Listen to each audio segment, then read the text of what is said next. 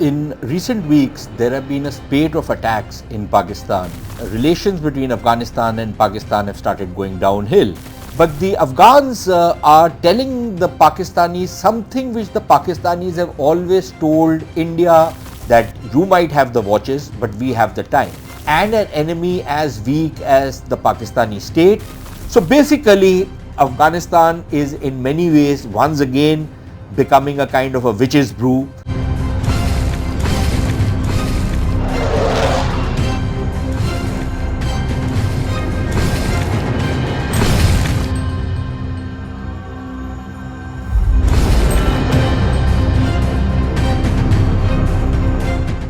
In recent weeks, there have been a spate of attacks in Pakistan by Islamic militants, mostly TTP, but some other groups which are linked with the TTP or with the Afghan Taliban, and relations between Afghanistan and Pakistan have started going downhill. The Pakistanis have been telling the Afghans that they need to act against these groups. But the Afghans have done something which probably the Pakistanis never expected when they were celebrating and were very euphoric that the Taliban have defeated the Americans and NATO and everybody else. They are the new superpower of the region, and that because Pakistan has helped them, Pakistan will now become the center of the universe. It will become the land of milk and honey, the corridors of wealth will flow from Pakistan, Pakistan will become a trading hub, all kinds of delusions and illusions they had, all of them have come crashing down ever since the Taliban have taken over Afghanistan. And the terror attacks which a couple of years before the Taliban took over Afghanistan had drastically dropped in Pakistan have now gone up astronomically. In fact, according to a couple of reports by Pakistani think tanks and researchers, there has been almost a doubling of attacks in the first 6 months of this year. So clearly things are not good between Afghanistan and Pakistan. The Pakistanis are asking the Afghans to crack down on the TTP and other Islamic groups. But the Afghans are telling the Pakistanis something which the Pakistanis have always told India and the United States. Whenever we complain to the Pakistanis about Pakistani soil being used for terrorism or that Pakistan being complicit in terrorism in India, there were certain standard excuses that the Pakistanis would give. One of those was that if you give us the information, we will act. You can't act, we will act. Exactly what the Afghans are telling the Pakistanis now, that you give us the information, we will act. When the Pakistanis say that there are terror training camps, there are terrorists present in Afghanistan, the Taliban turn around and say that no, your information is wrong, there is no such activity happening out here. And whoever is out here is not active against you. We don't allow our soil to be used against you, just as the Pakistanis not only promised us but actually have a written text with India that Indian soil, that Pakistani soil will not be used against India. This was the deal signed between General Musharraf and Mr. Vajpayee way back in 2004. Similarly, the Pakistanis would very often tell us that you've got a fence along the line of control. How come you're not able to stop infiltration? Exactly the same thing that the Taliban tell the Pakistanis, that now you have a fence all along the Durand line, and why don't you stop the people from crossing that particular fence? And in any case, even if they cross the fence, they have to travel dozens of kilometers to enter into settled areas. You can always stop them. Exactly what the Pakistanis would tell us. I could go on and tell you how every dissemble, every deception that the Pakistanis have used to try and hide their involvement in terrorism against India has now been used by the Taliban against the Pakistanis. So clearly they've learned well at the feet of the ISI and the Pakistan army and is using exactly the same language, the same formulations that the Pakistanis have used against India and have used against the United States.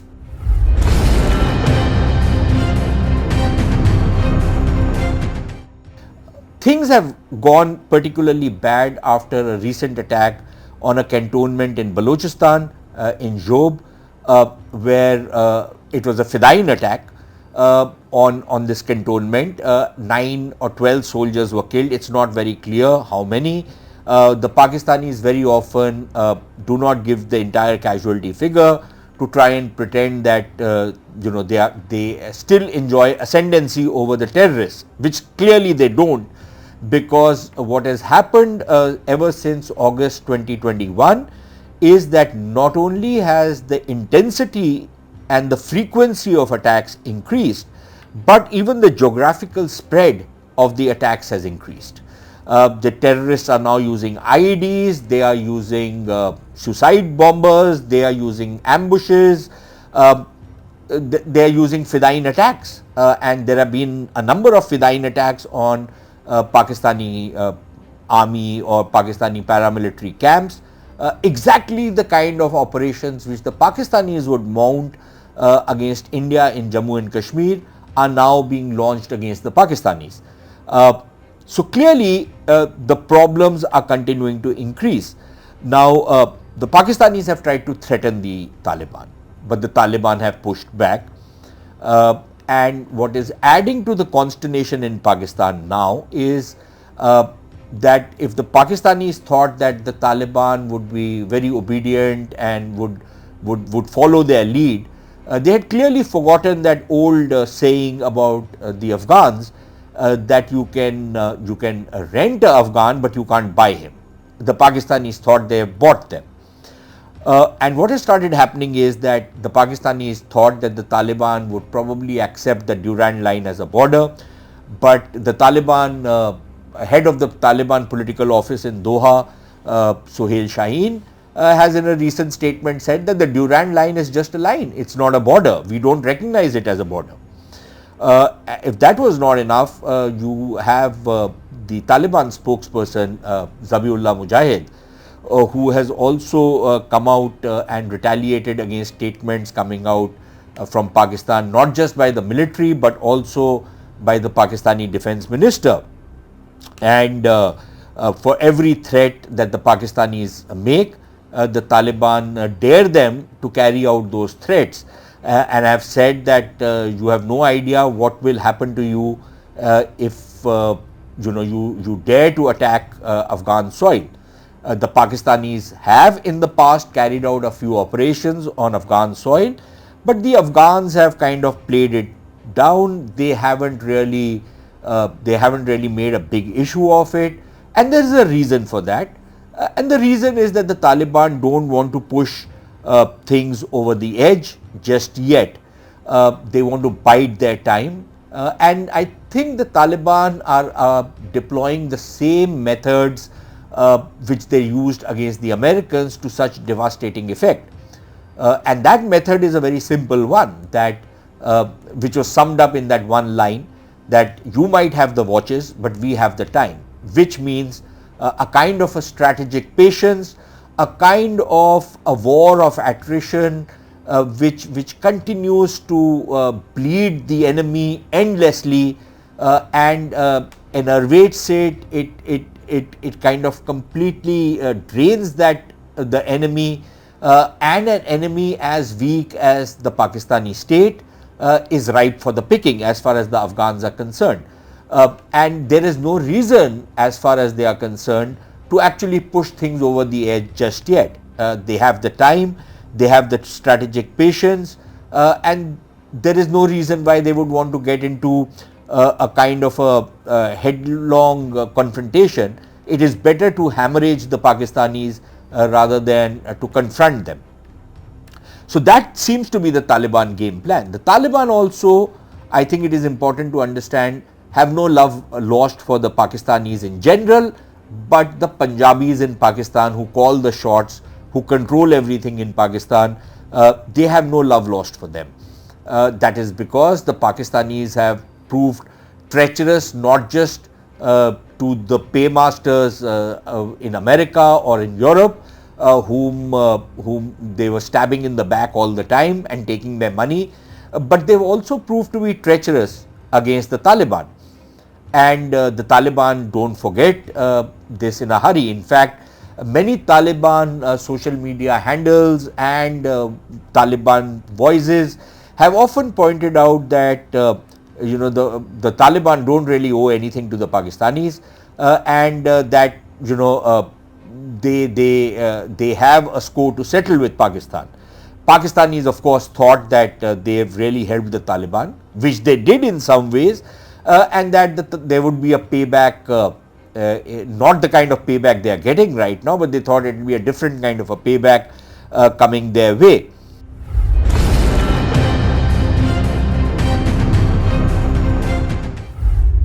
But as far as the Taliban are concerned, they have in fact even reneged on something like the Doha Accords.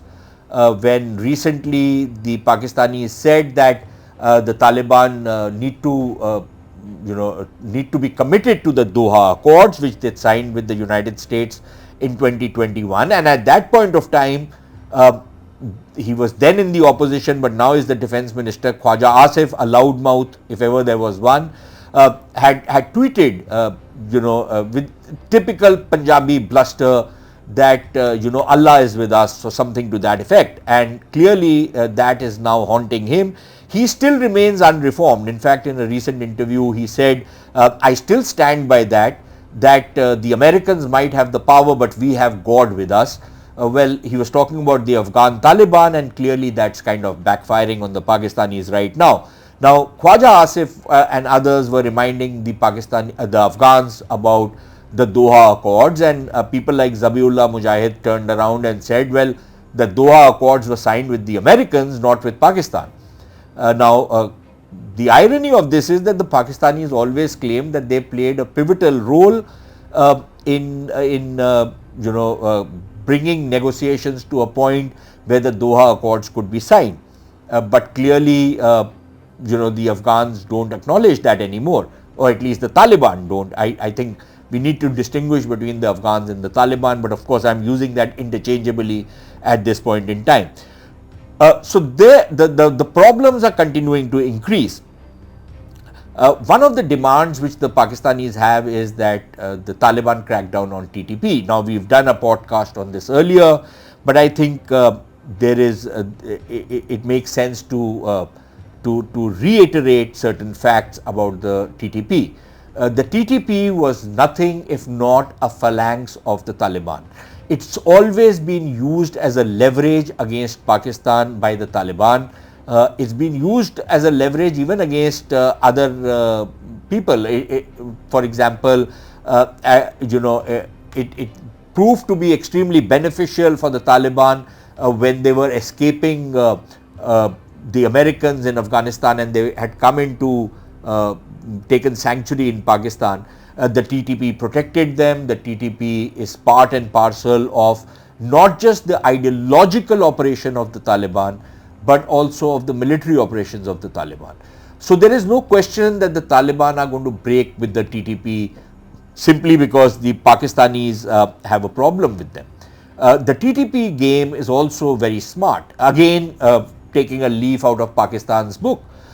Just like the Pakistanis have set up these proxy organizations like the Resistance Front or the People's Anti-Fascist Front in Kashmir. The Taliban or the TTP rather have set up their own groups like the Tehreek-e-Jihad Pakistan, which has carried out some of the most spectacular attacks in recent weeks. Now, the TJP is a shadowy organization. Nobody knows who it is linked to. They have a spokesman who comes and issues statements, just like the TRF or the PAFF. But the TJP is believed to be a kind of a front organization of the TTP.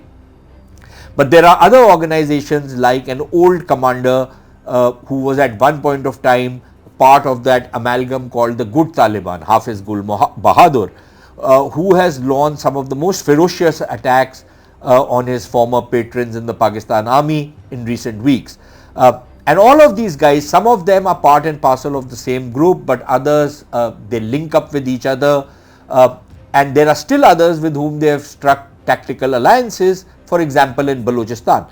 And that is another problem for the Pakistanis. The Pakistanis thought that even though with the TTP there is still some rationale of the Taliban having a soft approach towards the TTP, but not with the Baloch freedom fighters or the Baloch insurgents, many of whom have taken sanctuary in Afghanistan. The Pakistani expectation was that the Taliban will expel these people and not allow them to operate from inside Afghanistan. But that also has not happened. Now, it could be that they have given refuge to the Baloch insurgents because they think that this is part and parcel of Afghan culture. But I think there is a much more deeper reason why they have continued to give sanctuary to the Baloch freedom fighters, because Balochistan is yet another theatre which has opened up. Earlier, it was only in parts of the Pashtun dominated parts of Balochistan that these activities were taking place, but over the last few months we have seen a major spike in TTP activities even in the Baloch dominated areas, and there are very credible reports of alliances being struck between the Baloch fighters and the TTP. The Pakistanis thought that, look, not only are the Baloch a separate ethnic group, but ideologically also the Baloch and the Taliban are poles apart. But in these kind of wars, these kind of alliances are pretty much par for the course, and that seems to have happened. The Taliban have not expelled the Baloch, and the Baloch are becoming more and more active. A couple of Baloch units like the Majid Brigade and others have carried out some pretty spectacular attacks inside Pakistan, including suicide bombings. Again, something which was not part and parcel of the Baloch culture.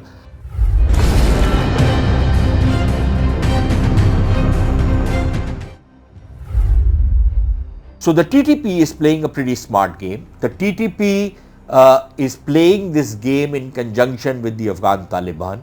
The attacks carried out by the TJP, the Tehreek-e-Jihad Pakistan, both the TTP and the Afghan Taliban can assume a posture of plausible deniability, that we are not responsible, we don't know who these guys are. And as very often the Taliban tell the Pakistanis that, look, this is your problem, you sort it out yourself, it has nothing to do with us.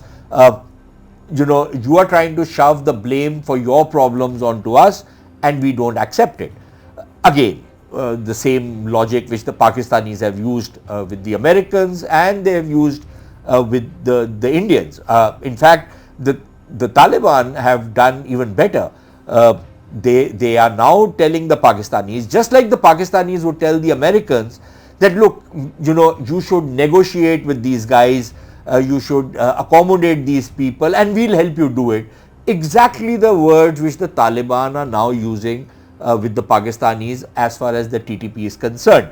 So this compact between the Taliban and the TTP and the other Islamic groups is only growing, and it's also growing because the TTP in some ways has also kind of got inserted in the internal dynamics of what is happening inside Afghanistan, the kind of power tussles, power conflicts within the Taliban ranks. The TTP also seems to be playing a role in that, and there are some reports that the TTP is seen by the Taliban Amirul Momineen, Hebatullah, as his kind of personal force or his leverage against people who are not entirely in agreement with him, people like Mullah Yaqub, the defense minister, or Sirajuddin Haqqani, the interior minister or home minister of Pakistan, of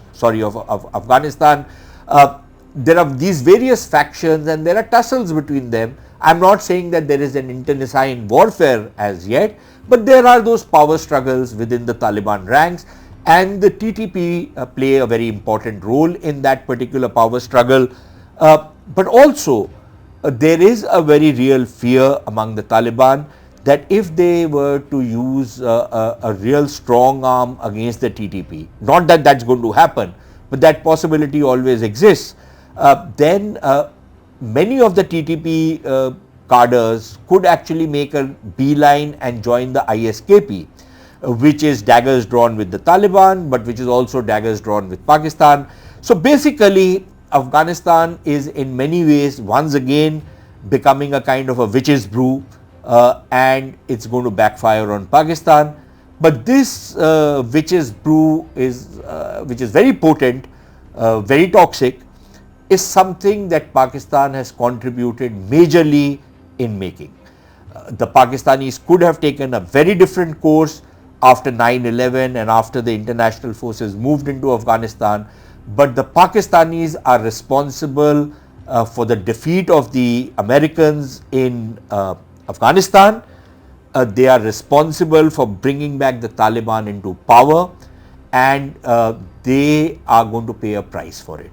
And they are paying a price for it, and they will continue to pay a price for it. I think what we are now looking at in this region is what I would call an endless war.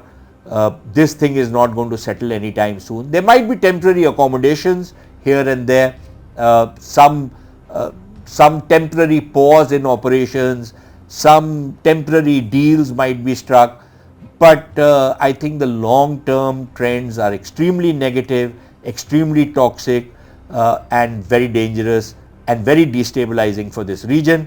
But this is on Pakistan's head, because all of what is happening is what Pakistan wanted to happen in this region, or at least they miscalculated, and this is one of the unintended consequences of what games the Pakistanis have played in the region.